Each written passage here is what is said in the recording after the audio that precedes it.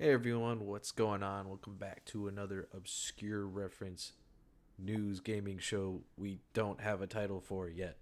Uh, I am one of your hosts, Patrick, and of course, I think I'm doing this right. To You're on my screen. my right, I guess to your left, I don't know. Directions are hard. Next to me is your illustrious co-host, Austin. How you doing, pal? Oh, another beautiful day. I'm off for the next 5 days, so it's a great day to be me. Must be nice. Must be nice. But just because Austin is off doesn't mean the news sleeps. We've got plenty to talk about. But I guess I want to start a little bit before we do that to just kind of catch up a little bit. It's been a minute, Austin. How are your holidays? Hmm. I, for once, was at home, just hanging out. So it Okay. was a good relief from the last couple of years. I saw my papa the weekend or two before, Papa. so still got to see family, but got time off. How about yourself? Nice. I went home with my family, stayed at my parents' place for a few days. My brother and his wife flew in, so we had the whole family together for first time in months. So that was nice. Did a lot of relaxing. Can't complain too much. Drove back Do, through. do game playing? What's that? Do any game playing? Oh, I lost to my brothers in Mario Party. I showed them the elimination mode in the new Mario Kart. I also was playing a Pokemon ROM hack, allegedly, which was a lot of fun. Um, but we'll get to that a little bit later. Well, maybe not that specifically, but we'll get to that later. Mm. But yeah, I think. Did you do any games? I guess I should ask that too, since you were just at home chilling. So many games actually. Oh, really? I'm not gonna talk about this later, so I'll just put Mm. it in here really quick. I Mm. found this game that came out on, well, I guess it came out in general, but it was on Game Pass called Death's Howl, Oh. which is they bill it as a Souls-like deck builder RPG Mm-hmm. or something along those lines. Basically, like think Zelda map, like old school Zelda, not new Zelda, kind of map where you walk around and then you run into fights. And then it's turn-based deck builder, but with the like Souls-like level of difficulty. It's kind of a wild combination, not something I'd ever really seen before. It was intriguing.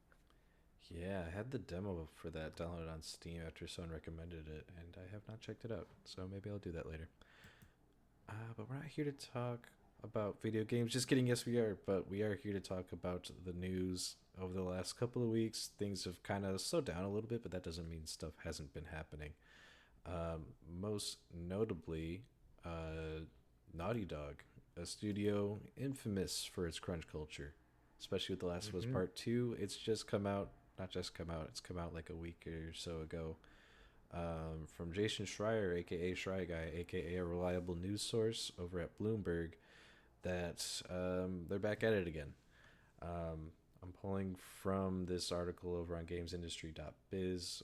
This is by Vicky Blake. A new report claims Naughty Dog recently ordered employees to take on mandatory overtime as it worked to get the Heretic Prophet demo finalized. Uh, Brief cliff notes on this one. Staff's been asked to work at least 8 extra hours a week, up to a maximum of 60 hours a week. And this period of mandated overtime allegedly ran for the last 7 weeks, ending the week as of the writing of this article.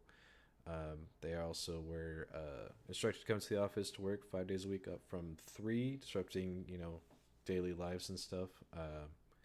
With management claiming that we're gonna go back to three eventually. Um, but all this is to reportedly catch up on missed deadlines because this game's not coming out until like I don't know. Some people say mid 2027 from within Naughty Dog have reported that. Um, so it kind of leaves them wondering what's next. What the heck does 2026 hold? What will 2027 proper look like?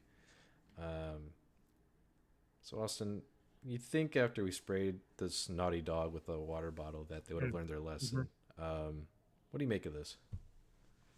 Interestingly, they themselves said, "Oh no, we're not doing crunch anymore." And I think it was the like dev diary or whatever for Grounded 2. They were like, "Yeah, we're notorious for crunch and we're not going to do that anymore." And here we are once again doing the crunch. So Oops. that's obviously not great. I mean, like, you know, crunch in general is under kind of the microscope right now with all of the stories coming out, and made worse by the fact, like I'm saying, that they kind of went back on their word.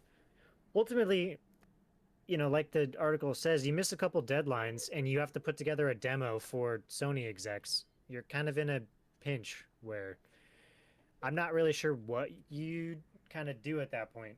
Um, the I think the worst part of it, 8 hours a week extra is not great, but worse than that is the having to come in for 5 days when, you build your life around. I work 3 days in the office and I'm home too, and then now you've got to figure out what to do when they say, "Oh no, no, you had to come in all this time and you have to work extra." Uh, that's where I think it's kind of a little rough when you talk about their employees. So yeah, mostly bad with a little bit of I'm not really sure what you're supposed to do given the state of things. Yeah, I mean, obviously, crunch is bad, and you bring up a good point about the missed deadlines and that being a very real factor that I'm sure a lot of people are concerned about. Um, I mean, because you lose funding, you lose all sorts of things. This game doesn't happen if it keeps missing deadlines, but it kind of I think speaks to the state of the industry for AAA games at least. Big studios like Naughty Dog and Insomniac, talking about major titles like Intergalactic or Spider-Man 2 taking so many years to take them actually put out. At what point does it actually, make sense to make these games as big as they are, as graphically intensive, or I don't know, whatever Naughty Dog's doing to make this game worth the wait? But at what point, do you have to be like, well, let's take two steps back? Why are we taking 10 years or 7 years, I guess, to put out a new game? You know, so I don't know. I mean, Yeah, I think mhm, I and we talked about this ad nauseum with games like Remnant 2, where it's like a lot of games just add in too many systems that they don't need mhm, just because they feel like people want them or whatever the case may be, but they don't actually add anything to the project. Now, that's not, I would say Naughty Dog's not known for that issue, but I would say this is kind of like it feels like you're in the rock and a hard place with this one where the trailer comes out. It was panned by a lot of people of like, why is this the game you're making? Um, and then also you're not hitting your deadlines and you have a demo that you have to put out for the Sony execs when Sony has been killing tons of projects recently. It's like there's a lot of factors there where it's uh, they're in kind of a tough spot. I mean, you can't hit the deadlines. Your demo, you can't get them a demo. Is what's the chances they just say actually no, start something new? mhm. Not, it's more than 0%. I don't know that it's high in the sense that like making them start all the way over with something new just means it's going to take even longer. But you start stacking these things on top of each other, and it's just more and more likely that something like that gets canned. I mean, the only trailer they released so far is a cinematic trailer. They don't even have the gameplay. There's no gameplay that's been put out there. So we're Mhm. still really early on in this thing. I mean, if they're making a demo for uh, execs that and they don't even have functioning game. Yeah. No, and I have to wonder too because there were rumors swirling about not even rumors. It was full on announced. The half of us, the Last of Us factions two or follow up. I guess I don't know if we ever got a proper title for that, but when that got revealed, what was that Summer Games Fest, like early 2020s or something like that, um, and then just got quietly canceled. Like how much of that, you know, what's the word I'm looking for? Ongoing games, jeez Louise, prerogative from Sony. How much of that Mm-hmm. how much of that threw Well, they off can't. I don't know. Naughty Dog? You know what I mean? Well, that was the whole kind of bit on that was the reason they canceled it was they were either going to have to fully commit to one of these games where they just their entire studio is handling this factions game, or they had to can it and go a different direction. Hmm. And they kind of decided what I would consider to be the right way, not because making those kinds of games is inherently bad, but when you're Naughty Dog and you've made single player action games for the past 2 decades, it's a little weird to then be like, all right, we're gonna switch it up and be the next Concord or whatever the case may be. Yeah, I think it's a bit of that. I think there was some truth in that, but I think I've heard other people say that they believe it's because they couldn't find the fun in it, and I think that's a lot of it. I don't know anyone at Naughty Dog personally. I can't speak for that really, but I could totally see it just being like, well, this game just isn't coming together.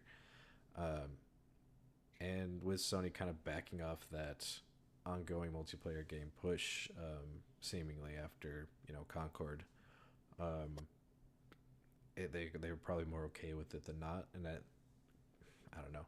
Again, they probably have multiple teams working on each title, so I don't know how much it affected Intergalactic really, but it's something I have to consider when we get reports of this.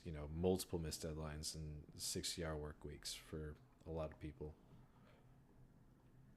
So I Yeah, don't it know. just feels like, I mean, you'd hope uh, Naughty Dog doing what they do best, making, or I presume to be a third person action game, Hmm. uh, they would be better about projecting what this is going to take.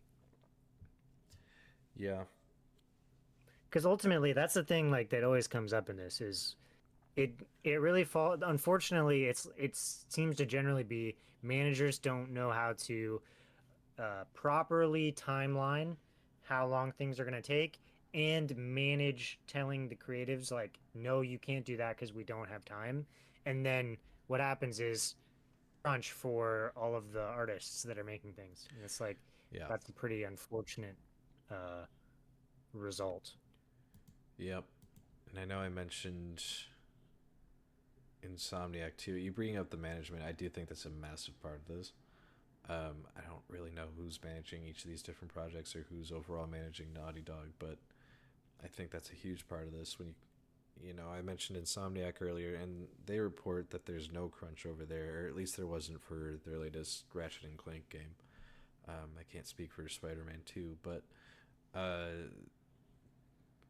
project like that at that scale, which was pretty big and was one of the first launch titles for the PlayStation 5, like, or I guess a launch window, it wasn't a launch title, but I don't know. Maybe we have all these groups under Sony. Maybe they can start learning from each other. I don't know. You would hope. You That's would supposed to hope. be the whole thing, right? When you become part of a major corporation, there's supposed to be cohesion that allows you to one lower costs, Hmm. but also be able to be like, you know, learn from each other. Right.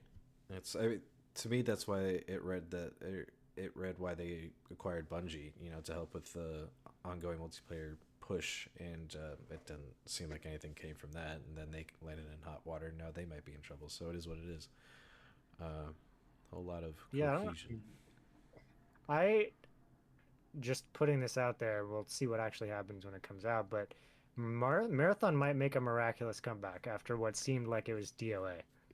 I am cautiously optimistic. I think I more agree with you than I don't, but I understand why people might hesitate. Um, but speaking of stolen art, we're gonna talk about AI. Which seems to be the talk of everyone in the games industry for the past month and a half. Yeah, we're kind of this is sort of a follow up to the layering discussion we had the last time, but also just kind of a general discussion over AI. We'll jump into it with this report that concept artists say Gen AI isn't making things easier. This is from Land Pits over at GameSpot. Um, we're you know so recently, yeah, Sven Vink, is that how you say his name? Sven Vink? Swen? Hmm. Okay. recently kicked a hornet's nest after saying the studio's developers use generative AI tools for things like exploring new game ideas, developing concept art, creating placeholder text, and for PowerPoint presentations. That's pretty. I don't want to say that's pretty. That's a popular thing to do in games, but it's something I've seen pop up more and more. Um, After a quick retraction explanation, I was sharing that the studio was in fact growing its pool of artists rather than shrinking. Vink has admitted that Larian uses AI for tasks nobody wants to do, but does AI? You know, at the concept art. Okay, so let's see. I'm seeing more and more clients generate something approximating their desired outcome and essentially asking me to make something like this, said Paul Scott Canavan, an artist who has worked as an art director in concept art projects like Destiny 2, Heroes of the Storm, Guild Wars 2, and Netflix's The Witcher. It sucks. This practice absolutely invalidates the entire creative process, in my opinion, and makes my job harder and more frustrating. The job of an illustrator or concept artist is to draw from the years of experience to interpret a brief in a creative way. Kim Hu, another freelance designer and illustrator, says even starting with AI images robs you of discovery, as it will likely more or less give you exactly what you asked of it. It says that looking at the real world and references helps with creation, maybe adds on something you didn't think of before, informing and branching out your ideas further. She adds that going down these accidental rabbit holes is a pivotal step in concept and world building for her. So the article goes on. There's a couple other tidbits of other artists talking about this, but they more or less say the same thing, or different shades of the same thing, rather. Um, I get it. I think I understand where they're coming from for sure. Where are you at with this one, Austin? This bit, at least. I mean, it kind of okay. There's this. We'll start with this, which is what I said last time we talked about this too. Mm-hmm. AI does not generate its own thoughts. All it does is take art from other people and reuse it effectively. So in that sense, it cannot create its own new ideas. However, most ideation is not new things. It's just take something from here, take something from here, take something from here, put them together. Uh, and so, in some senses, I can say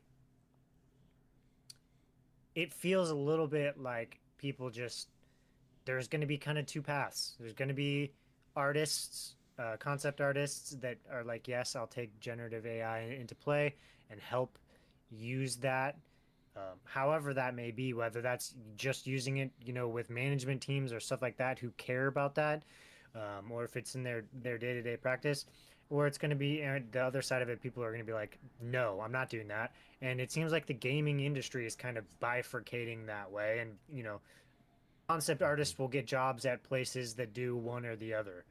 Uh, the interesting piece, I think, that's a little more nuanced about this is what is that, the last quote where he says, when I'm putting a design package together, either in-house or off-site, they need Mm-hmm. actual references they can use instead of wasting time deciphering what's in the output image of references. So instead of just Mm-hmm. having a concept art that exists and saying, figure out how to use this, a lot of what concept art is not just the art, but also like this comes from here and this idea and this is where those pieces are coming from and so on and so forth, so that you have an understanding not just of what does it look like, but why does it look like. And I do think that that's a serious concern with the idea of using Gen AI for concept art is it does not explain to you where or how it got to what it got to, Mm-hmm. other than like what your prompt is, right? Hey, I want the concept art to feel like this and this person to look like that and so on. um, but it's not as much of a conversation, and I think that could be a concern when you're talking about art direction. And a lot of what I think the through line for games is not, this is not just art, but in general, whether it's writing or art or level design or whatever the case may be, is when you ideate originally, you create like a board of like, these are the ideas, these are the concepts, these are the themes, this is the color palette, all of that kind of stuff. And what makes a good game a great game or a bad game a good game or so on is how good you are at sticking to what is your core ideas, your core gameplay mechanics, your palette, all of that kind of stuff. And so this is going to be another one of those hurdles you kind of have to deal with of how do you use this technology without um, allowing it to stray you from these are our core tenets of what this is supposed to be, both artistically, mechanically, and so on. Mm-hmm. Mm-hmm. Mm-hmm. Mm-hmm. Yeah, fully agree.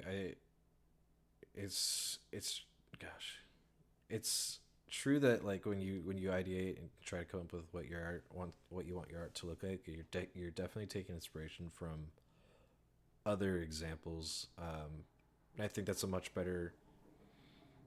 mm, much better approach than using AI to generate just concept art because, like you said, you can reference that.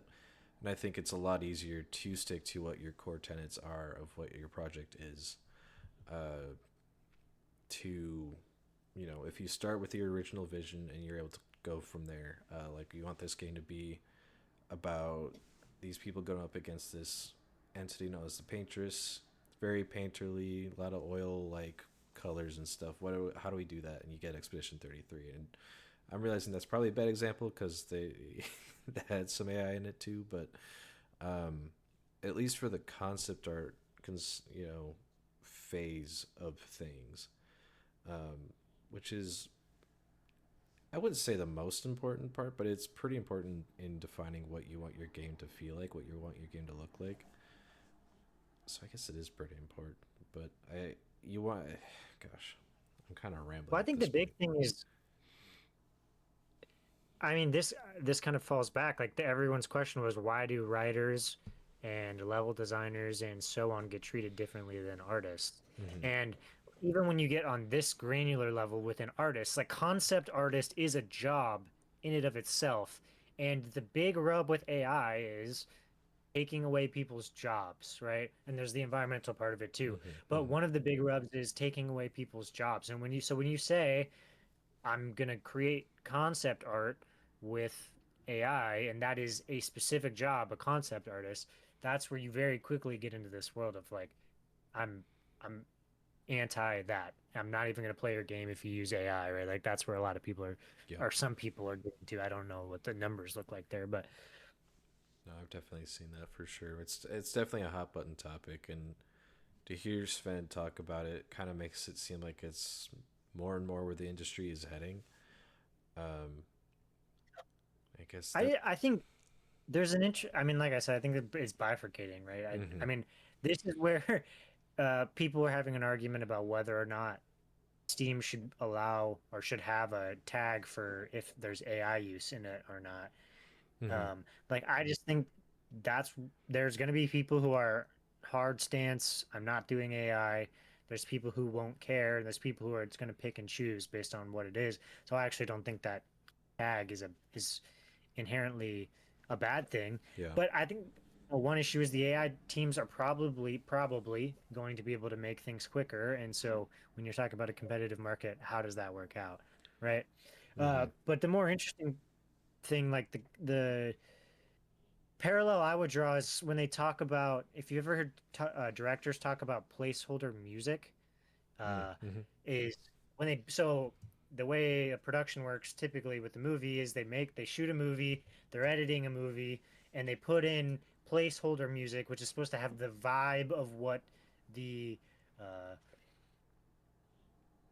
I'm blanking on the composer. There you go. Sorry. Mm-hmm. The composer is going to then put in the actual music because what they want is to be able to hit the music to the beats of the Mm-hmm. final cut or the final edit. Right. And it can create an issue where the director, because and the editor, after they've listened to this placeholder music forever and ever and ever, and then the composer comes with their music, and it's like, well, it's not really like the placeholder music. And so then you get into this weird area. And that's where I think not this is not a concept art part, but the placeholder uh, art that they Mm-hmm. want to make with AI, like what happened in Expedition 33, and where it ended up falling through the cracks and ending up in the final game, where that could start to become a similar issue, but in the games world of they use this generative AI to put in placeholder art, and then it just kind of sticks, or the person says like you have to go through another 50 iterations to find something that is close but not the same, and you spend extra time because they kind of fell in love with this thing that they are not actually going to be able to put into the final game. Yeah, no, I think you open up a lot of traps like that when you start meddling with at least in the concept art phase for AI. I think I don't know. We've talked about it a lot. There's ways that we can work with AI and make people's jobs a little bit better, um, but also there are some people like Hideo Kojima that says artificial intelligence will reshape gaming in 5 to 10 years, which is not a small range of years. But this is the second part of the story. This is over at Notebook Check from Rahim Amir Nurali. The creator of Metal Gear Solid and Death Stranding, Hideo Kojima, has always been around as a forward thinking individual, thinking way ahead about games. This news comes from Kojima's conversation with Nikkei X Trend. Speaking with the Japanese outlet, Kojima pondered the different projects he'd like to delve into after working on OD and Fizzant. Um, he admitted that these concepts seemed over the top from the get go. In the interview, he said, "This might be out there, but I think I want to make a game played in weightlessness and a game that delights in AI. Like, delights like an actual AI, whatever that, I don't even know what that looks like, honestly. But he didn't go into technicalities of the weightless idea, leaving many to wonder what kind of floating gameplay he was exactly referring to. He did, however, open up more about the AI focused title and said, basically, a game that could train an AI. At the moment, AI doesn't know much, and I think it has to study more. It would be a game that is a teaching material for AI to study. In 5 or 10 years' time, I definitely expect AI to break into many different worlds." Um, so yeah, he goes on to say, when discussing the pushback against AI, he kind of compares it to smartphones, saying when smartphones came out, everyone slated them, but now there are so many people who can't live without their smartphones. AI is like that. It's important to use technology in a way that will make us happy while considering the correct direction it should take. Um, all this coming from Hideo Kojima, it's like at first I'm a little bit like I'm like slightly disappointed, but then I think about it a little bit more. I'm like, this is a very Kojima thing to say. I think. I just don't know what does a game made with AI look like, because we've seen like the you see the clips on Twitter where they've come up with these games where Mm-hmm. like generative AI creates just this horrendous piece of nonsense that's like has no through point and has no understanding from 1 second behind it what's going to happen 1 second in front of it. And I'm just like, I get like the concept art or like coding where it's part of the process of making a game, but a game made with AI, I don't even know how you do that. I don't think we've even seen a test case for that, like a uh like the very earliest of games, like a Zork, which is just like that's a super deep cut right there, but it's just a text-based game, right? Before they could even figure out graphics or anything like that, it was basically just a storytelling tool. But like we haven't even seen anything along those lines, so I don't even know what that means, other than to say like in theory the idea of an AI based game where it's a lot more open ended and it can kind of uh, bend to the will of what you want to do, kind of like the Giants game in Ender's Game, is like would be is a really cool concept, but AI can't do that currently, and I don't know what it could do in terms of a game in the meantime. I mean, I don't even know how you train an AI on a game. Like you can they've trained an AI in the sense of like they used it for Doom, right? Where it seemingly watched a bunch of Doom gameplay and Mm-hmm. could kind of sorta for the first like 5 to 30 seconds make it seem like Doom, but the farther you get away from the first second and the more that it is generating on its own, the less and less it looked like what it was originally and made less and less sense. So I have no concept of what that even looks like. Yeah. No. And we talk about generative AI. AI has been used in game development forever. Like, what's the one that like populates a world with trees, like that's a pretty big one. None of it's generative, but like we've used AI to that extent forever. That being said, I'm right there with you. I don't know what that looks like, what using actual generative AI for game development looks like. Obviously, you can look at like the concept art phase. We were just talking about that. You can look at not necessarily generative AI in this sense, but using AI to help code stuff. More the nitty gritty, less artistic part. I think you could get away with doing that, but I have no idea what Kojima's talking about. As per usual, he kind of says stuff, but And it kind of seems like he's like basically what I mean. There's not a like video game AI that no. exists in the sense of like creating video games, right? Like they now have image generation AIs and they have text generation AIs, and they're just getting to like video generation AI. Mm-hmm. But there's not like a one out there that you go run some prompts in and it spins up a video game. So is he gonna go code AI? Like he's gonna go become an AI researcher and spend the next 5 years like making a like I don't even understand where he thinks he's gonna be able to create this from. Yeah, I don't even know if he knows yet, but all I can think of when I think about the idea of using generative AI to make video games, is like all those like Unreal 4 versions of like Mario or Zelda, and this like I don't want to say hyper real art style, but like an art style that doesn't fit Mario or Zelda, and it's just them walking around like a weird looking model, and it's like, oh, this looks so good in 4K, and it's like, no, it doesn't. This looks soulless. Like that's just Mhm. that's all I can think of. I obviously whatever people spit out with this stuff is going to be different than that, but how different are we talking here? Um, And I do think there there are parallels to smartphones, but there's for also sure. like a very distinct difference in the Yeah. sense that like the smartphone didn't take away the art and co-opt the art of people that were making computers. Like it's its own existing thing that kind of comes up like we're talking on a computer right now. So the smartphones didn't like kill the computer industry or anything like that. Whereas again, AI doesn't actually create anything new. It just depending on how you want to consider it in the law, steals the art and ideas of other people. And my argument currently would be that because the argument goes, well, that's what humans do, right? Well, humans and AI are different. They humans are an entirely different thing. So I think we are allowed to have a special set of rules for ourselves, and AI falls under the like you can't steal from people Yeah. set of rules. I don't feel like that's that hard of a distinction to make there. So, uh, yeah, it kind of is and it kind of isn't. I don't.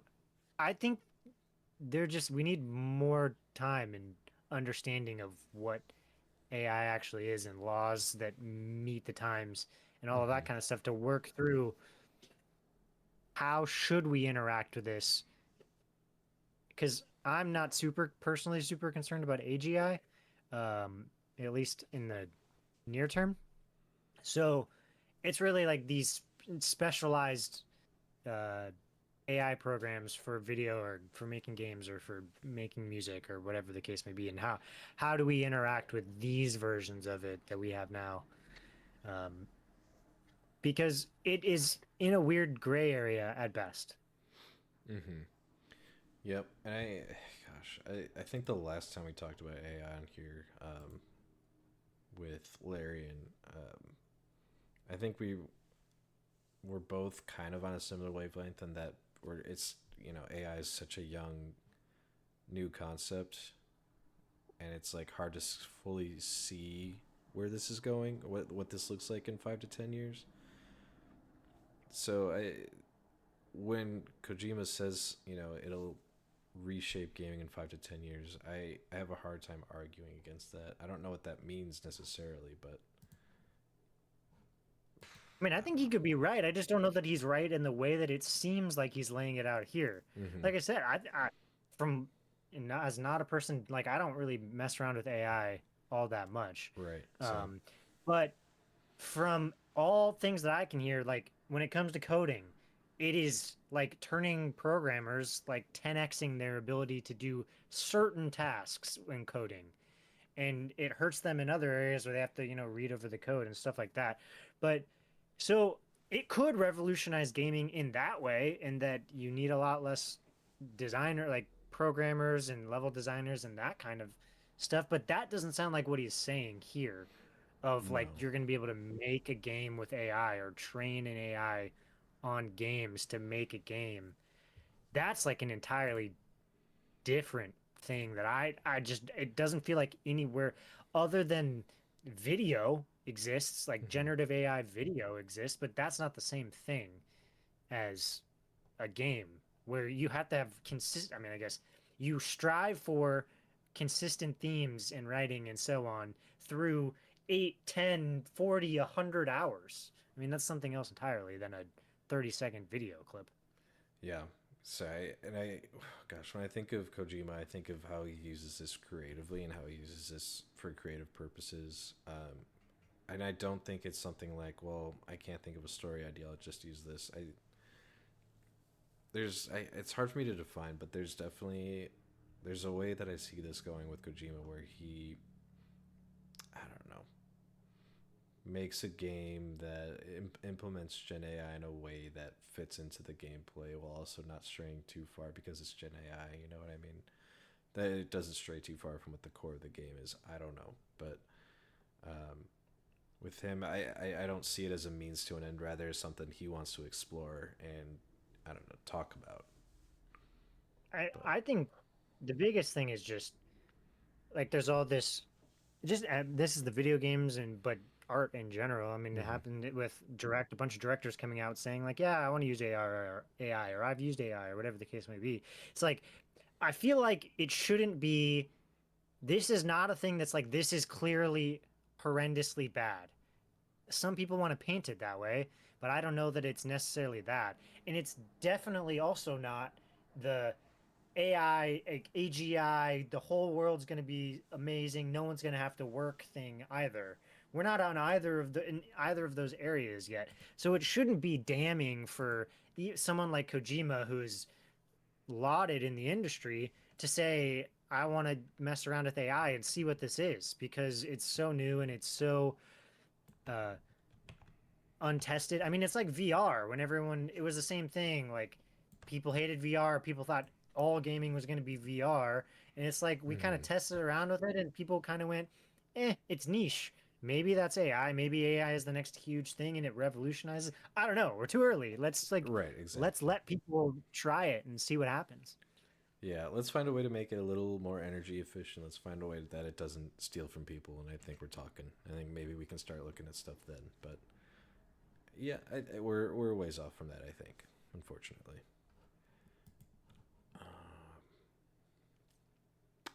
Yeah, no, there's no good segue out of this one.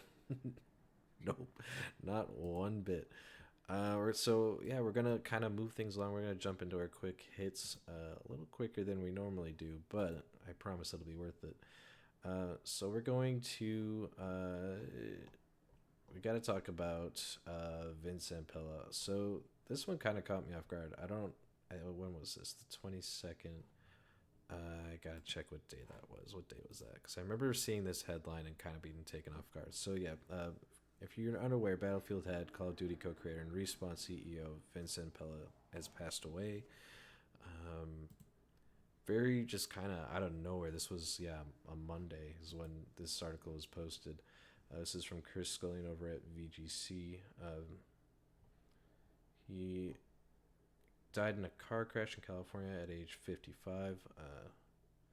Car reportedly veered off the road in the San Gabriel Mountains and hit a concrete barrier, after which it caught fire. The driver was trapped in the fire while the passenger was ejected from the car as a result of the crash. Um, so it was not yet known what led to the crash, but NBC reports that a witness provided video of the crash, which involved a 2026 Ferrari 296 GTS, to authorities investigating the incident. Spokesperson. I was gonna keep reading the article, but this is a quick hit. Obviously, Titan in the industry, someone who really pioneered what modern gaming looks like today. I don't think that's too bold of a claim. Um, really big deal over at Call of Duty. He's like the OG Call of Duty guy, um, if I'm remembering that correctly. And then his career's kind of gone full circle in that he's now over at Battlefield. And while Battlefield's not held as many of its players as they'd have hoped, I'm sure it's still a good Battlefield game, which is something they haven't been able to say in a long time. And that's I like to think that's because of him to some respect. So just very sudden, very sad, very tragic right before the holidays. Yeah, someone who very influential in a lot of the, I mean, stuff that I started in gaming. Like when I was in middle school and high school and all that, and like I was huge into Call of Duty, right? And I mean, Modern Warfare 2, the original, is still my favorite of all of the Call of Duty games. That's an Infinity Ward game which he created, and uh, Titanfall, another incredible series of games which he helped create. So this is kind of a sad one in general, but also in in specific to the area of games that I grew up on Mm-hmm. playing a lot of. I've veered away from a bit now, um, but it's still the core of what was the beginning of my gaming experience. Yeah, I think a lot of people our age specifically started on first person shooters, or at least, Sure. you know, like I think I might be a little bit of an exception. Well, not really that much of an exception, but a lot of people our age or younger started on Call of Duty, specifically Modern Warfare 2 and Modern Warfare 1, I guess, when those blew up back in the day. So it is just kind of crazy how much of an influence this person had with his studio Infinity Ward back then, and Respawn, and now Battlefield. Very tragic, very sad. So yeah, rest in peace. Moving on to some other news that isn't so much surprising, but is a little disappointing still. We have EA shareholders backing the 55 billion acquisition. Now the deal will go into regulatory approval. Um, Basically, the story is the headline. The 55 billion deal has been approved by shareholders, standing to make 210 for each share they own in the firm. Trying to see if there's anything else worth pointing out.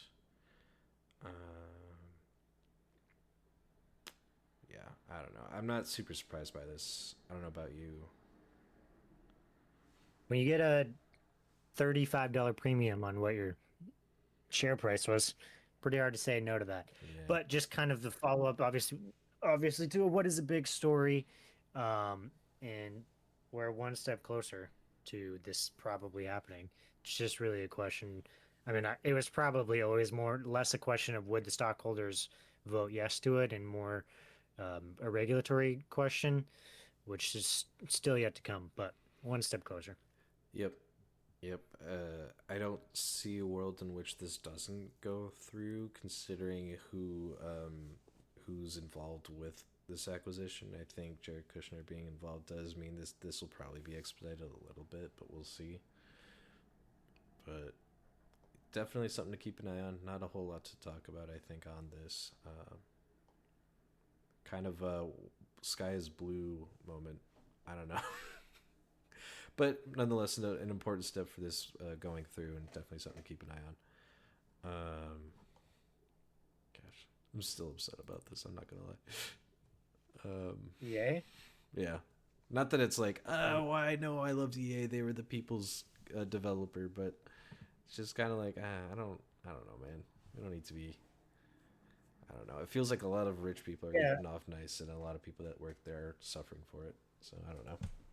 sure. I mean, I think the big thing is just to the audience, don't expect that this is going to mean that AI is going to, or AI, EA is going to be less price gougy. It's going to go the other way. This is Mm-hmm. making them heavily in debt.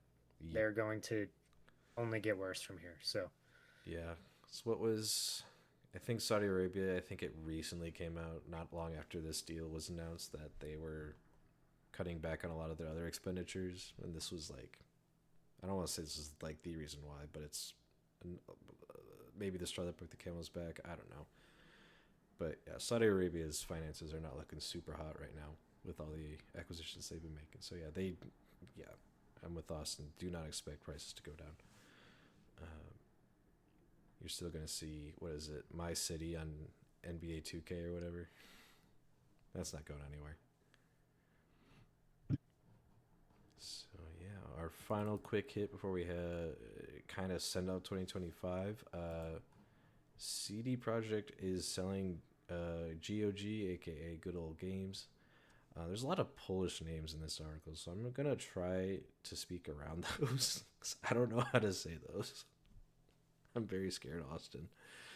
Um, it's going into very good hands, is what they keep saying. If you don't know, GOG is DRM-free digital games, including modern releases and preservation of classic games, and it's operated within Witcher and Cyberpunk owner CD Projekt Red for over 17 years. This is from Andy Robinson over at VGC.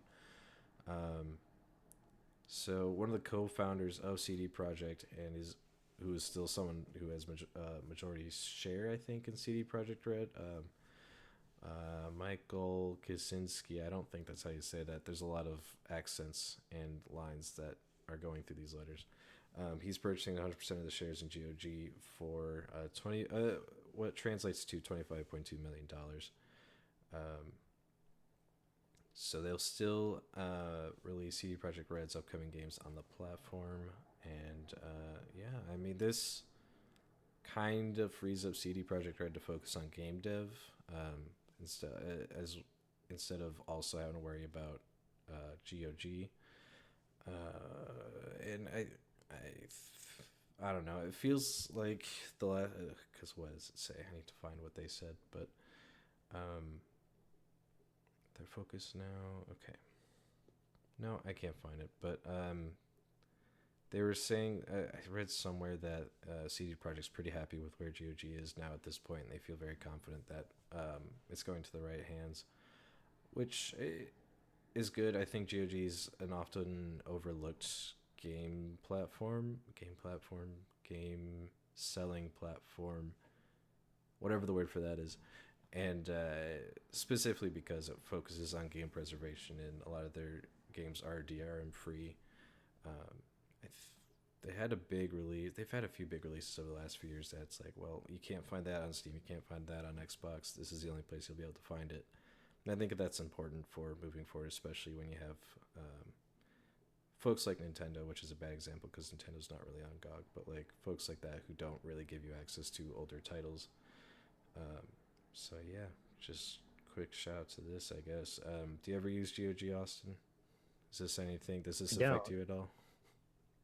it doesn't. Other than after guys, I barely Mm-hmm. knew they existed until this. Yeah. I mean, I knew of them, but not anything about them or that CDPR owned them or anything like that. But so then when I saw there was like, oh, it has classic games on there, I went to look and see if the original Zoo Tycoon was on there, and it's not on there. So here's uh, Mm. my statement to say, please put the complete collection of the Zoo Tycoon 1 on GOG, and I will 1000% buy that on there because I've lost one or two of the DLC discs for my complete collection, and I'm gonna guess it wouldn't run on my modern hardware anyway. No, probably not. Probably not. All right. Well, you heard him. GOG, get on it. Get on it. So speaking of online platforms that sell you games, Steam Winter Sale's going on. You have, as of recording, just a few days left to go and collect whatever game you've been eyeing that's at a deep discount. But us and I have made it easier for you, dear viewer. We've each put together a list that of games that you should definitely check out. Yeah, I think what we have like about 4 games to show off. Do you want to kick us off, Austin?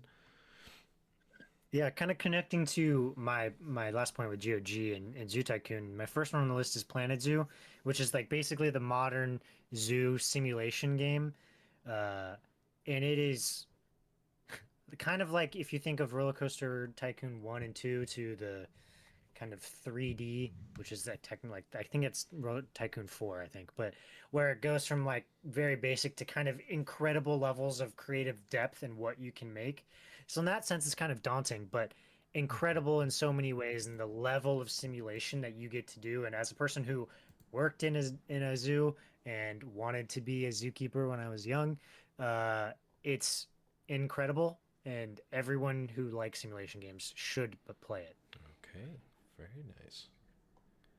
Uh, so my first one is Geometry Dash is 250. No, I'm kidding. Um, so is it like I don't know. How similar is it to like a Zoo Tycoon proper title? You had to say. It is the spiritual successor. So it is basically everything that Zoo Tycoon was, but cranked to 15 in many ways. It's kind of incredible. I'm not gassing it for no reason.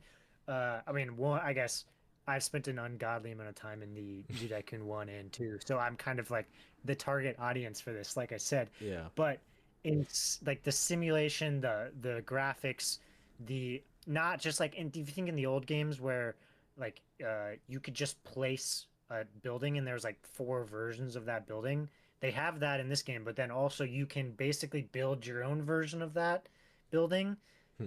and then put it into the world. It's incredible. Like you can build all of the exhibits and rocks and build huge things that go together. It's crazy what you can do.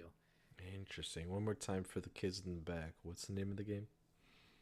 Planet Zoo, and it's 90% off at 449 right now for the base game. Ooh, there you go, fellas. Definitely go and check that out. So my first game, I think I'll also go for one that's got a bit a steeper discount. This is one that maybe you want to get in before the second one comes out. I don't remember when the second one's coming up, but I know it's coming soon. But if you like roguelites, if you like card games, there's no better pick than Slay the Spire. Right now, Game's that game is incredible, as Austin is saying. It's at 249 on Steam. I've owned the game for years, I think, at this point, and I've never really given it much time. But like this last year, oh, it's still okay. Never mind. My gameplay time on this is not as extensive as I thought, but I've had such a great time with this game, and I'm really actually kind of disappointed I've not been able to play more of it. Um, if it, essentially what it is a roguelite where you start with a basic deck and every fight you use these cards to win these fights like cast spells or summon creatures or whatever, and after every fight you get a card to add to your deck, and you as you go through you can either upgrade your cards, transform them, sell them, to and try to, the point is to get to the top and slay the spire as the game is called. um, Endlessly replayable, just such a charming art style, charming, you know, world and lore, even though it's kind of dark and mysterious. And, like I'm looking at this guy talking to this whale, and this whale's just saying greetings, and you're in this castle, mind you. So, like, it just feels so out of place. But that's just kind of the game's whole vibe. It's a lot of fun. Um, you got anything to add on Slay the Spire there, Austin? It's also on Apple Plus, whatever the fuck it's called. Ooh, The the if you have the Apple subscription or whatever, so it's on your phone. That's where I play it. Balatro and Slay the Spire, what I play when I'm on the move and I mm, can't play on my computer. I love them. Yeah, I almost put Bellatra on my list, but I'm like, well, Slay the Spire is a sequel coming out, and it's only 250 on Steam, and I assume other platforms as well. So I had to share it. Um, both great games, though, of course. Hmm. What is your second pick there, friend Austin? This is sort of a cop out in the sense that it's not one game, but Mm, with the new Tomb Raider games coming, the Tomb Raider collection, which is three games of the remakes um, that all come out, it's 719 right now.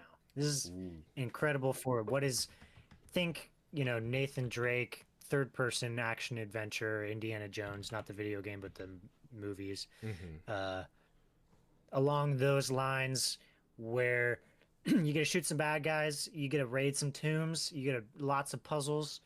They're really good. I'm playing the second one right now, Rise of the Tomb Raider, which these kind of take place in the beginning of her timeline. So all of the Tomb Raider stuff before is technically like when she's full Tomb Raider, and this is kind of her rise, like Batman Begins to Mhm. Dark Knight to so on.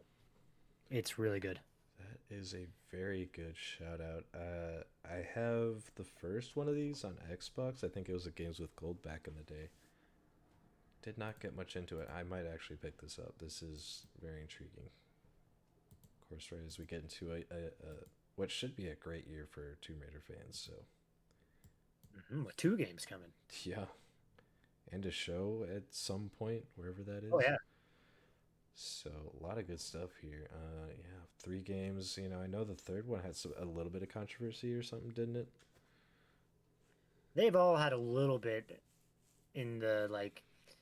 Well, I guess Tomb Raider in general has some controversy. Sure. We'll just say because her character design is so important to so many people that Hmm. every little change in detail is Yeah, gonna spin some stuff up. that is true enough. So yeah, definitely check that out if that interests you at all. Uh, Gosh, I'm looking at my list now. A lot of it is just roguelites. It's not a bad thing. I'm gonna commit to it. Um, I'll start with one that's like not that is kind of a roguelite but kind of isn't. There is an end to it. It's called Inscription.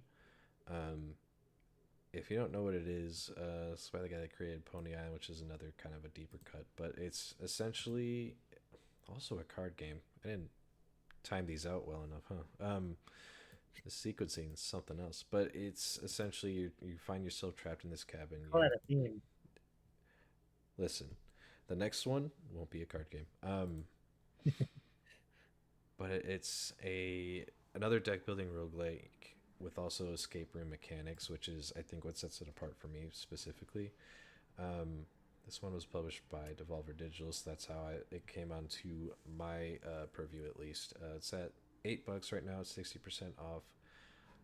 I'm trying to think of the best way to describe it because it is like you're playing card games while you're doing it, and you're figuring out how you want to play your deck, and it's a lot of what you might expect from a deck building roguelike. But it's what happens in between the games where you can just get up and look at this weird cat puzzle on the wall. And it's like, well, I got to get this cat to the other side here, but I'm missing something. And you have to solve another puzzle on the other side of the room. It really is just like a deck building roguelike mixed with escape room uh, mechanics. And it's such a fresh take on a roguelike. And I'm pretty sure there's an end to it. I'm not, you'll have to correct me on that. I honestly haven't played this game enough to really get there. But um, every time I do play this game, I'm always just mad impressed with what's going on here. And the vibes, if you like spooky vibes, it's perfect for that. So definitely, if any of that interests you at all, definitely check out Inscription. It's Inscryption, so it's spelled a little differently. But hey, is this one that catches your eye? I know you're kind of a, you know, A roguelite fan? well, also someone who doesn't like glowing eyes in the dark.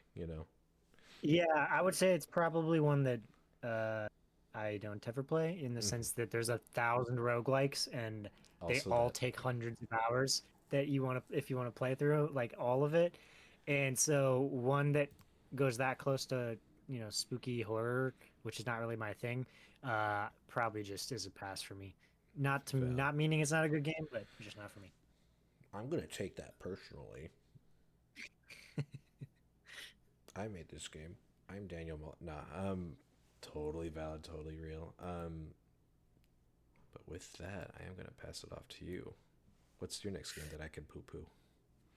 It's hilarious that you are doing roguelites and I'm doing action games. But next for me, which again, kind of part of the reason it's on here is because it's so timely with Avatar Fire and Ash coming out, Mm, is Avatar Frontiers of Pandora, which was released by, what is it, Massive Entertainment and Ubisoft, yep. uh, which kind of went under the radar when it came out, I think, but it was kind of like it's an okay game. but they've been doing some updates to it, including now it's third person mode. So it was originally only first person, and I can tell you that now that I have started playing it, it is way better in third person. My personal opinion, because you could actually see yourself in the world. So far, it's in beautiful. I mean, for a video game, it's quite incredible. You know, it's taking what the movie is obviously incredible to look at as well. So not quite on that level, but still amazing to just kind of go around this open world and experience Pandora. And they just released a expansion for to go alongside Fire and Ash that includes the Ash clan. So the base game is like $20, but you can get the whole complete edition with the brand new expansion for I think it's $60, which is what I got. Yeah, I remember this game came out 2024. So no, that was. It doesn't seem right at all. I remember that being like a late end of. I thought this came out right around the time The Way of Water came out, but maybe I'm tripping. But this is one that's like kind of had my somewhat divided attention because of I'm so infatuated with the world of Pandora. I think the world that they've crafted over there with Jimmy Cameron and all of them, it's such a rich and fascinating world, and that's why I keep going back Mhm. to watch the movies. You know, I just saw the third one yesterday, so it's definitely a world that intrigues me. It's definitely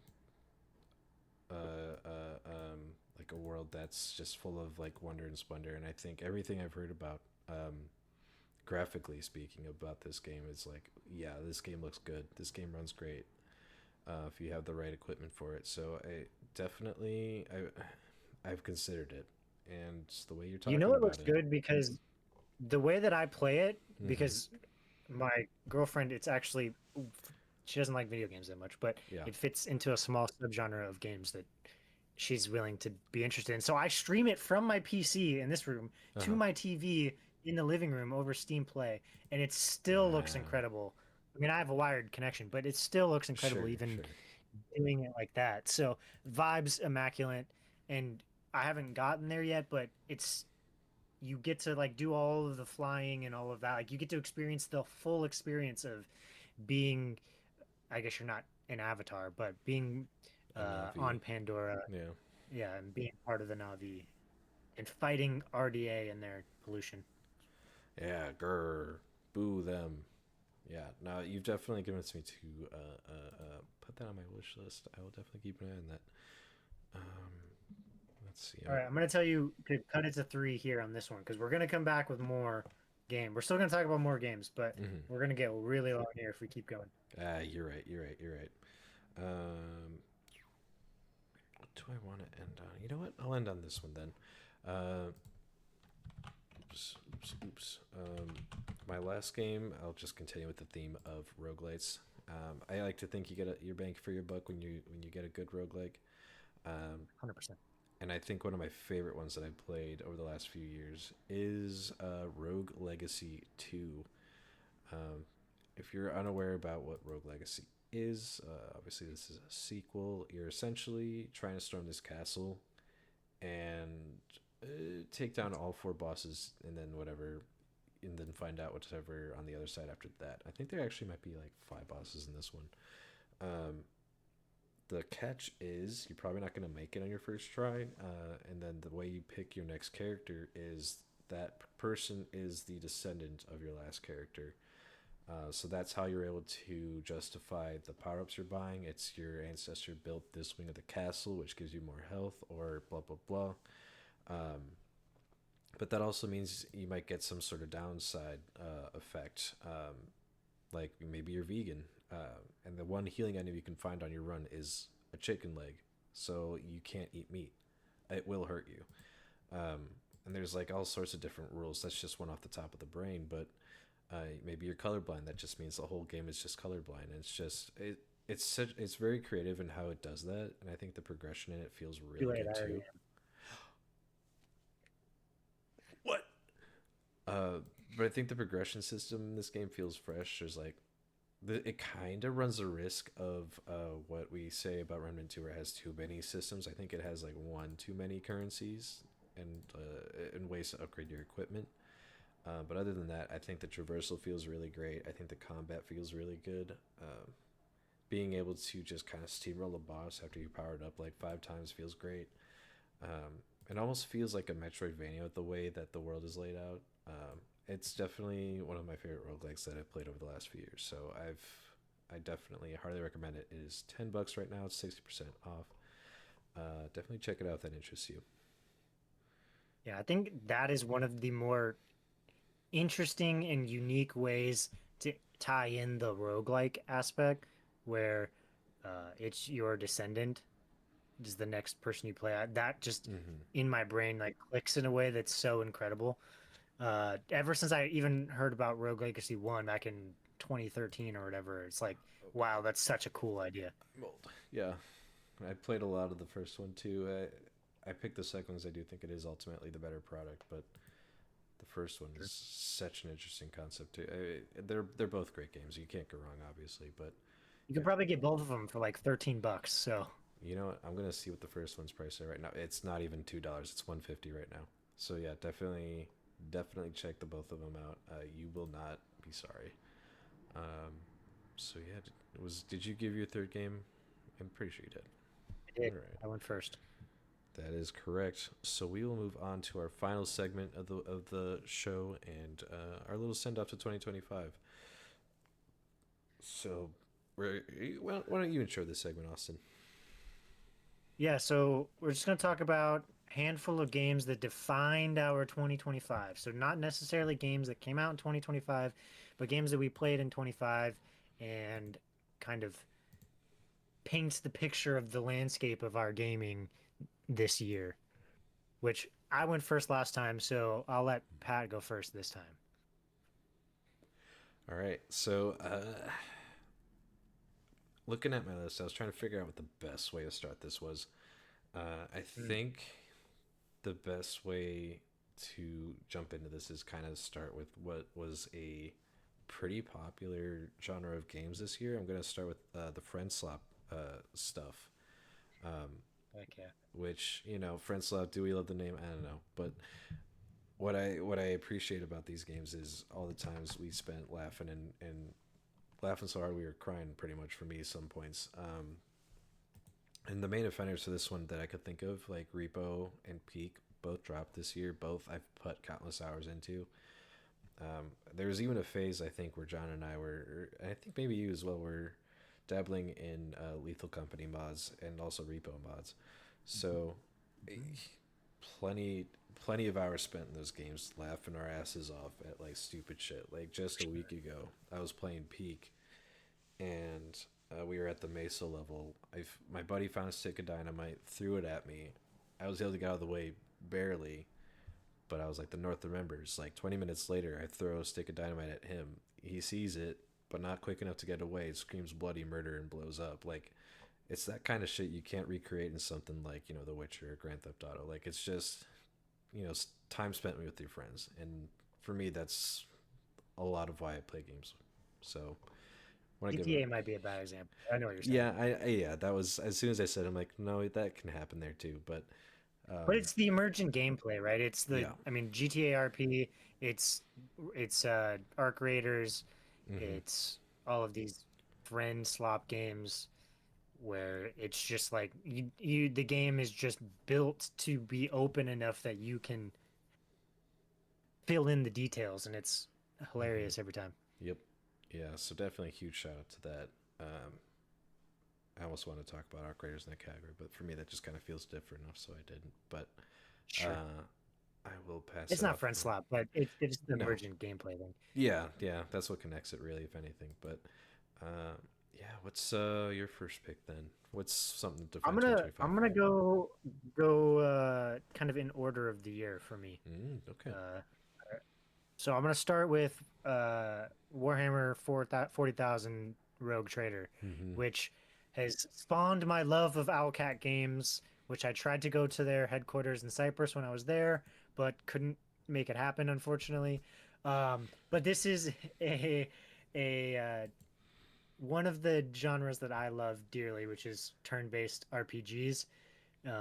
and this one obviously set in the Warhammer universe where you are a rogue trader, which is kind of like the royalty position, short of being the leader himself. And man, this game is, I mean, it was my introduction to Warhammer generally, but just a ton of fun, super dark, super weird, with, but all of the actual talking about mechanics and games, like it takes all of those mechanics, it has a lot of them, like these kinds of games do, but it actually uses them in a way that um, makes you feel like it matters. Hmm. And I fucking love this game, and I can't wait for Dark Heresy, which is coming, which is the same company, Owlcat Games, also in Warhammer, but you're not a rogue trader. You're a, oh, I can't remember what they're called now. But anyway, looking to hunt out chaos. And that one's coming from Owlcat Games as well. It spawned me to where we've talked about this before, but Owlcat Games could become my favorite developer of all time, depending on how Hmm. Osiris Reborn goes and Dark Heresy. So, love this game. Yeah, I remember you were talking this game up a lot when you started playing it. Like, what was that, beginning of this year, I think? Yeah, I got it like at the end of last year and into the beginning of this year. Yeah, and I know people love this game, so it's definitely one I want to keep an eye on. I actually have a couple of their Pathfinder games from Owlcat in my library that I've been Which I eyeing also for a need to while play. too.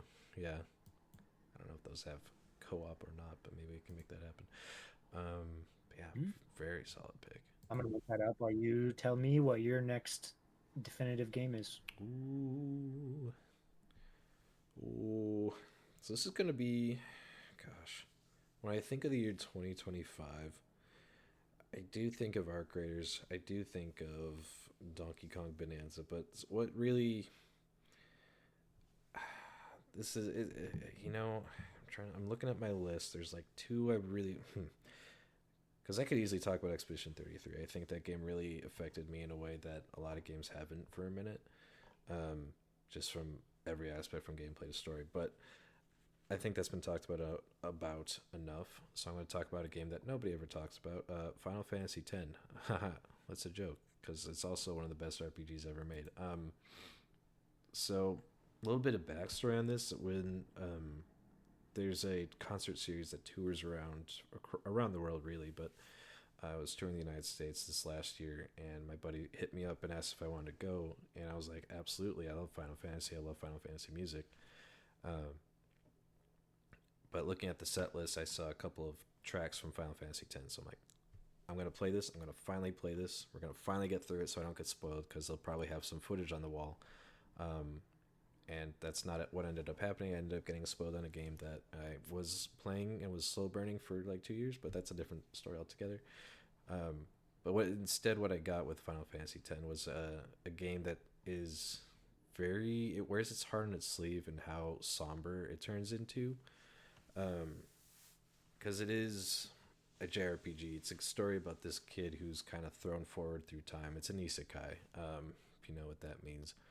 Uh, and then it goes from I'm trying to figure out where I am in this world to, oh shit, how do we fight fate? How do we fight against what destiny has laid out for me and my friends? And it's kind of heavy. It's at some points very silly. It's very early 2000s.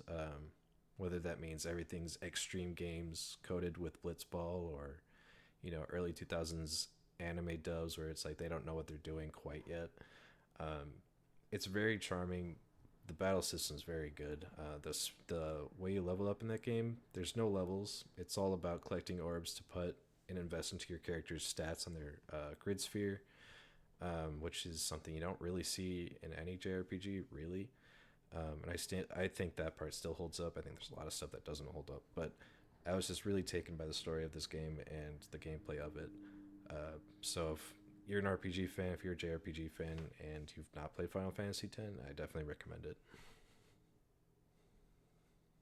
Final Fantasy is like the one of the series where I'm like, it's so far gone at this point that there's no way I'm ever gonna.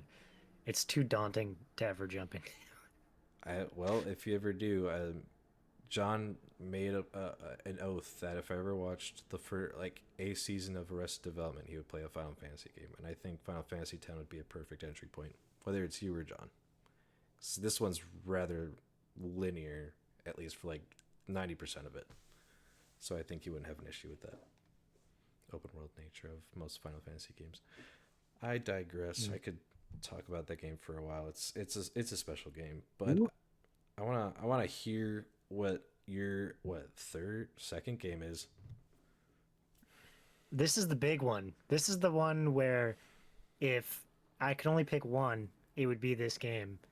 And we've joked about it in the past, so it's not a secret to those who listen, but it's Out of the Park Baseball 26, which I Mm-hmm. have pushing 800 hours in this year. So it's an absurd number, but this game is fucking incredible. It hits the dopamine in my brain in just the right way. And it's incredibly niche, so most people won't like it. But just what it is you are the general manager slash coach, head coach of any of the MLB franchises. So you manage everything from hiring coaches to signing players to trades to the budget to your all of your minor league affiliates, promoting and demoting, and all of that. And you can play effectively forever in a simulation. Um, and I'm on my current game. I'm like in the 2060s, so I've played quite a ways out. It's incredible, in so in depth. Like if you are a baseball fan, which listen, the joke is made all the time of like baseball is the game for autistic people, and that's just true. And this is like an extension of that into, if you are a person about the stats with, the 20 to 80 scale into with all of the next gen stats like war and woba and all of that kind of stuff, like all of that is in here and you can track all of it, and it's peak. It is the best of the best for my type of brain. I can't give it any more praise than it's fucking incredible. Uh, I was laughing not at you. I love that this game clicks so much for you. And I think that's the beauty of gaming, that there's something like this for everyone. What I was laughing at was I went to the Steam page for this game, and it says one friend already owns this game, and it's you, and it says played 31.9 hours. I'm like, that can't be right. I moused over it. That's 31.9 hours played recently. Yeah, yeah. I guess I should say too, like you don't actually play the games in the sense that like in like MLB the Show where you bat and pitch and all that. You don't Hmm. do any of that. That's all simulated. Like you could watch a game and do the coaching where you do subs, but you don't play actually. And so this is the kind of game like it's a little bit inflated that number because like I play it when I'm doing stuff around the house. So like I'll do some stuff in the Sure. game and then I'll walk away and go make food or Hmm. do something like that. But because there's not something happening, um, and you have to press a button to like move forward days or months or whatever the case may be, it's the perfect game for like when I'm just chilling and I'm dealing with the dogs or making Hmm. food or whatever, and every day grown up adult life. Yeah. No, that's I love all of that for you. I think I look at that and my eyes start glazing over. Um, so I'm glad that it works so well for you, and I'm sure it works for so many other people. I'd be curious to look at the Steam charts for that, but I love that pick. It's also 80% off right now because I guess they've moved to the yearly release thing. So the baseball season's over, so you could get it for like $10 or something like that. Yeah, If you're one of those people who's like, that's kind of interesting, maybe I'll try it. definitely take a look at it. It's more in depth than you'd expect. Oh, it's there's in like one of the beauties of it is we're going way too deep on this at this point because most people don't care. But Right. is like you can scale up or scale down the complexity. So like if you only Oh. want to do the MLB team, you can have it do all of the minor league stuff for you. If you don't want to set lineups or set pitchers, you only want to like sign people. Like you can change all of those settings. It's like a true simulation, and you can do all sorts of crazy stuff. Like they have all of the players and stats from all of the years back to like the 1900s. So if Hmm. you wanted to play like the 1901 season as like the New York Yankees or whatever, like you could. Uh, so Yeah, that's one of the beautiful things of it is like you can really scale up or down how in depth Hmm. you care or what parts you care about. No, that's definitely interesting for people that care about baseball and numbers like that. That's definitely not me, but I respect it immensely for sure. So my last pick it's gonna be another pick or game that did not come out this year, but it's a game that I played in a different way with our good buddy John. For those of you who don't know, our third co-host just recently had a child, and right before he did, we had a run of Pokemon Platinum for the Nintendo DS that we were playing through, trying to get through it before he had his kid. And for multiple reasons, it kind of fell apart. Mostly my fault. I won't get into it. Um, but it was for like a month and a half, 2 months, however long we spent playing it. It was kind of a way that allowed me to look at this game in a new light. Because Pokemon Platinum came out like when we were probably middle school ish, about. I Um, remember when it came out and I got it for Christmas or Easter. yeah, that was I think the first Pokemon game I got at launch, or close to at least, and played through it like a dumb kid, where it's like I just spammed one of my guys until like beat the Elite Four. It is what it is. Um, but the way we played it was a Nuzlocke challenge, and where if you don't aren't familiar, it's where you catch one Pokemon for every named location or route, and if it dies, it dies. So it kind of makes you really think about your decisions, and to kind of top it all off, our Pokemon were connected. So like the guy I catch on Route like 2 is connected to the guy that John caught on Route 2. So if one of those dies, then the other person's Pokemon dies, even if they didn't faint in battle. Um, so a lot of challenge there, a lot of stress, a lot of heated arguments and tears, but also just sighs of relief when we finally beat it. A random trainer that happened to have Regirock and Registeel for some fucking reason. Because we also randomized it. I forgot to mention that. It forced me in a way to kind of really look at a game like Pokemon that seems at its surface like easy, and it forced me to be like, well, okay, this thing is level so and so. It's mostly a physical wall, so maybe I should attack with a special attack. It's a lot of little stuff like that. But it was also kind of one of the, it kind of felt not like a last hurrah. That seems a little bit dramatic, but like, you know, all of our lives are going to be changed dramatically once John had his kid, and this was kind of like our last big moment, to do this before the kid came, and then of course the kid came, and we still played anyway. So it is what it is. But it almost felt like in a positive way what the moon coming down into the earth in Majora's Mask felt like, but again in a positive way. And it was just they're just kind of like playing games. Boiled it down to its essentials. It's playing a game with your best friends, whether or not you remain friends at the end of the night's a different story. But it's like that's kind of what gaming's all about, I guess. And that seems to be the recurring theme for my picks tonight. But definitely, when I think of 2025, that's one of the games I'll be thinking of for sure. So yeah, definitely starting a new run of another game soon. I don't think it'll mean as much to me. I can't. I mean, I'm at the stage where I could only ever play Pokemon as a Nuzlocke. So Mm-hmm. like like Nuzlocke Emerald, love that shit. I mean, Emerald's my favorite of all the Pokemon games. So, Mm-hmm. Oh, but yeah, I can't even play normal Pokemon anymore. Although it that's not new for me. It's probably been, I mean, since Diamond, yeah. really. I like playing games I'm not familiar with as like normal Pokemon, but I'm playing a ROM hack of Emerald that's like Pokemon, like Pokemon Gold and Silver, like on the Game Boy Color. Like it's got that style, that art style. It's very good if you like Pokemon Emerald and Gen 2 games. But I'm doing a Nuzlocke of that. That's going okay actually, but that's neither here nor there. So what? You got one more game for us, Austin? Then we can let the people go. Yeah, I'll give, I had to, I'll only talk about one other than to say, because I already talked about Escape from Duckov last time. So Mm-hmm.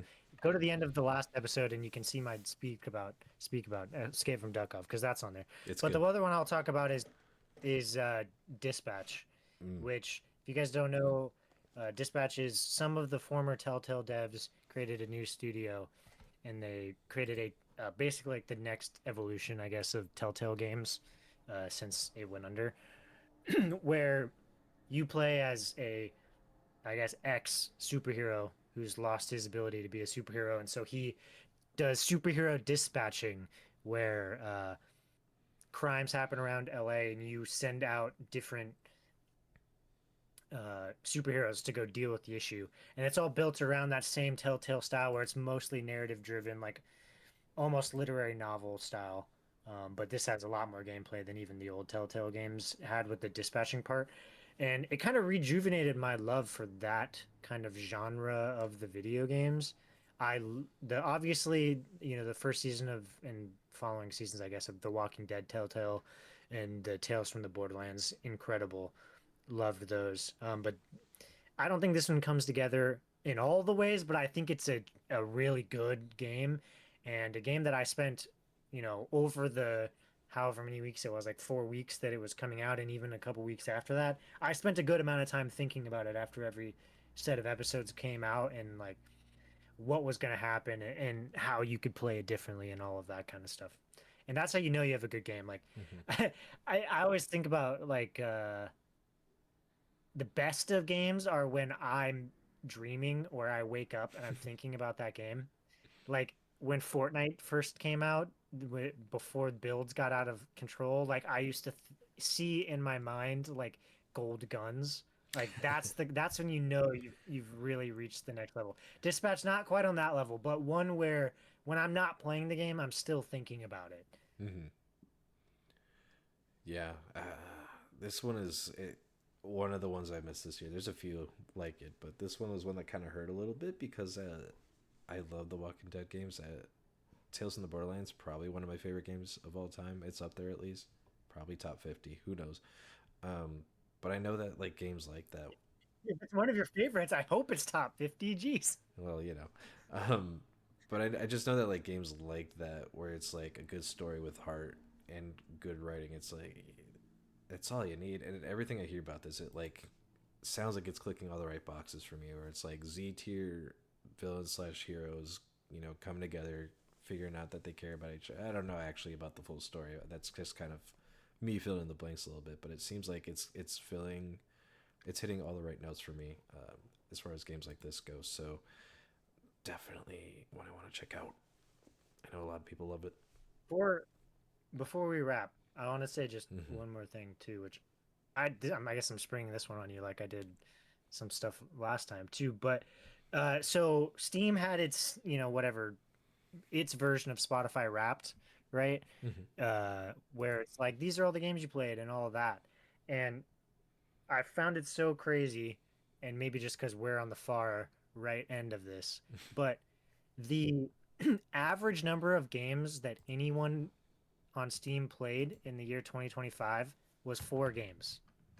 Pat and I both were in the like, I think Pat was like 32 and I was like 30 or 28 or something like that. So Hmm. we're way on the far side of that. But just to say, like, where this is a gaming news show is when you are out there talking to other people on the internet about games, remember the average person is only playing 4 games, right? And they're probably in the same genre. Like they're probably playing Call of Duty and they're playing Battlefield and they're playing Apex or whatever, right? Like Yeah. not all of those are on Steam, but like they're playing in like a small subset. So most people, not like, the gaming industry is so large and it's so wide. People aren't uh, playing in all the pools in that sense. Like it's pretty impossible to play across all the genres. Even us who play a lot of games, it's like you can only play in like certain pockets. You can't play in all of them. Right. Yeah. No, it is kind of crazy to think about. I did not look at my Steam recap. I'm trying to search for my email see if I can find it, but um, or at least something that can take me to it. But that's kind of crazy, and it's a good reminder that yeah, like people like us that play games the way we do, we're definitely the minority as far as all that's concerned. So it's something I've always known, but it's never hearing that kind of puts things in perspective for me. It's like, oh shit. Yeah, it was shocking to me. like I knew it's obvious, like we're on the far end of the spectrum in that Yeah. sense, but like four is like from my perspective is crazy small, like crazy small. Hmm. And I mean, I get it. Like we just don't have, no one has time for all those things. Like No, most people are not putting 800 hours into a game in a year. no, most certainly not. Like I see the 31 or 32 hours recently played on out of the park baseball for you, and it's like gosh, I wish I could put any sort of that time into some of the games I've been playing. But That's the beauty of I had 5 days off last week, and then I'll have 5 days yeah, off next week as yeah, well. that definitely helps. I think come January 1st, I'll definitely be gaming it up. But yeah, it's it's rough, and I totally get people. Um, yeah, don't always have the time that they want, and oh gosh, I totally lost what I was gonna say, and so they don't really look much further than Call of Duty or Madden, so it just kind of is what it is. Or I guess this year it's Arc Raiders is the big talk of the town, so that as Well, well. even that's cool. It's just like a thing to remember, right? I mean, Mm-hmm. it's like when you get into these arguments with people, it's like a lot of these people don't even know what they're saying, right? Like they're it's like their reality television. Like they like games and they probably play Call of Duty and they play whatever, a handful of games. And then they're listening to a podcast like Gus where they're talking about other games, and then they're going on the internet and acting like they know what they're talking about when they Mm-hmm. haven't even seen or heard or played that game or know about the studios that make these games or anything like that, right? It's like just have a little deference for people in the fact that this is such a large industry, and that kind of I think puts it into perspective. Yeah, I think that's a good way to look at it. I think that's a good place to cut it off as well. If you enjoyed anything of what we had to say here, please leave us a like, leave a comment on any of the stories we discussed. What were some of your favorite gaming moments of 2025? All that good stuff. Be sure to subscribe and all that so that when we post the next episode, you'll be here watching and waiting and ready to go. We appreciate you. We hope you had a great 2025, and we hope 2026 is just as bright, if not brighter. Thanks for tuning in. Thanks for watching. We'll see you next time. Bye.